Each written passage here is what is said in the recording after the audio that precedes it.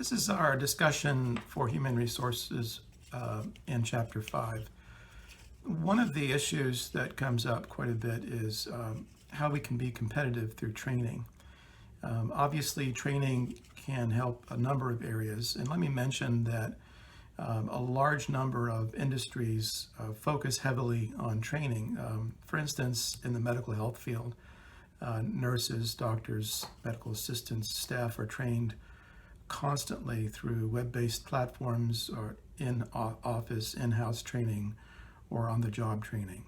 Another area is attorneys. Matter of fact, some of the largest firms, I think, have their edge because they are constantly working on in-house trainings for their attorneys.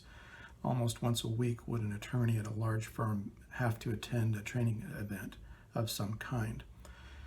So training actually also has, I think, many indirect benefits.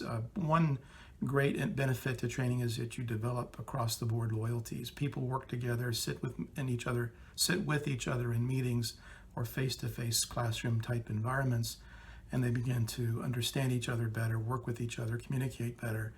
So training provides indirectly some major benefits, I think, in terms of loyalty, which then lends to longevity and overall satisfaction by the employees. But let me get into the lecture on PowerPoint 5. If you'll open that up, the first slide I have for us is the questions that we typically ask in the beginning of your organizational approach to training is what type of organization do you want out of the training? There is a phrase called learning organization where all levels and tiers of workers is looking at learning. Everyone in the company is going to be in the mindset that they need to add to their knowledge base, their skill base, their ability base. So some industries focus heavily on we are a learning organization. We can't sit still as technology and progress moves forward. We have to learn from each other. We have to learn from our competitors. And so from that, the overall vision is that the company rests in a learning mode. Some individual companies don't need this. It's not their industry. I'll give an example, which is trucking. Typically in trucking and transportation, those industries are not learning organizations. They're simply competitive based upon tasks. But one thing that you have in some organizations is the need to work with your employees to actually build their career ladders. And so even then, some of the non-traditional non-learning organizations, you still might have a need for managing certain managers, keeping the talent moving, or developing careers through training. So let's move into a little bit of this. The questions that we really have to ask ourselves are on page 98.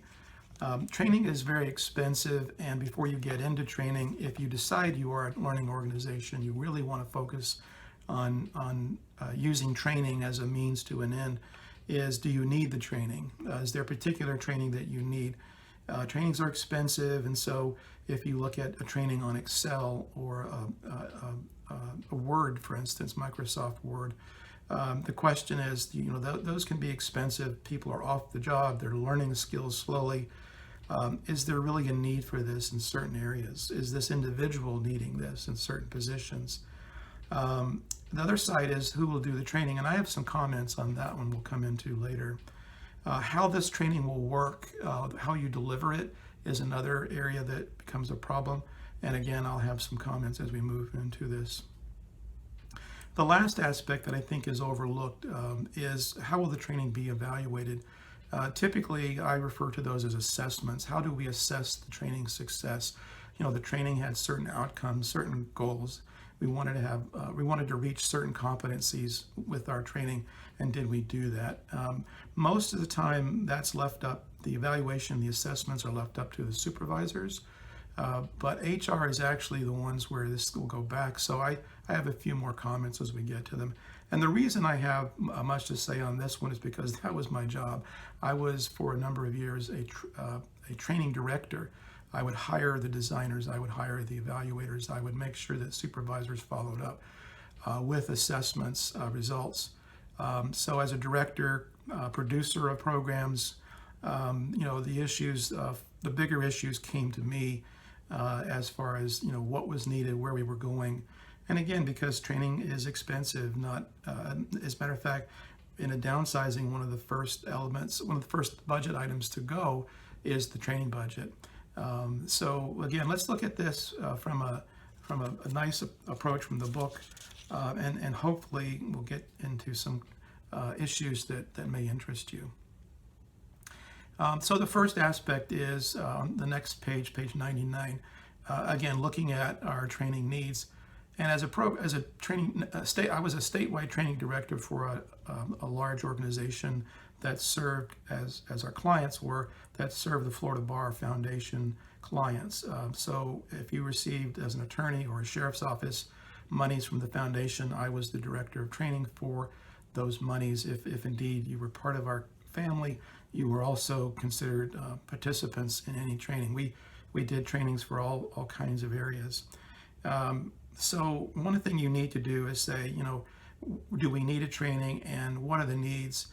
We found, for instance, in Western Florida, the Panhandle, that a large number of individuals were working out of their offices as attorneys without a lot of support.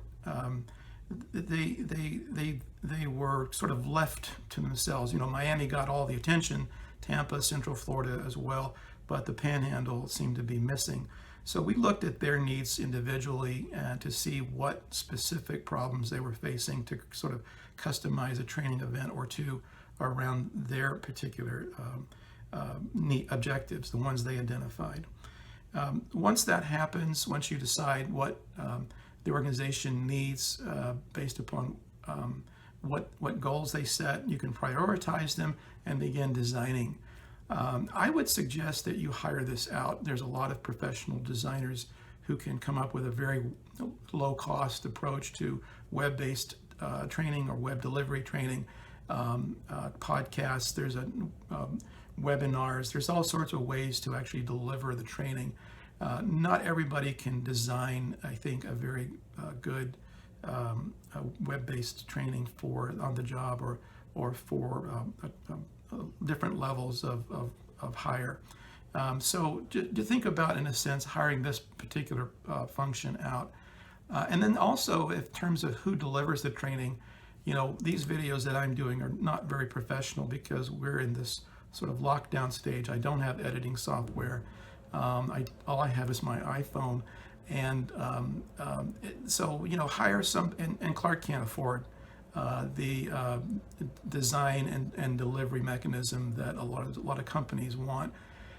You can also buy packaged deals for training, which has already been designed and will be delivered through actors and narrators and all sorts of professionals. Those are, I think, cost effective.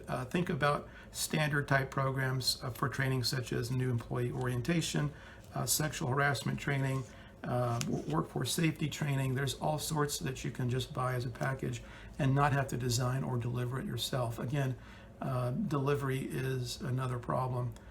On-the-job training is probably the most common form of delivery.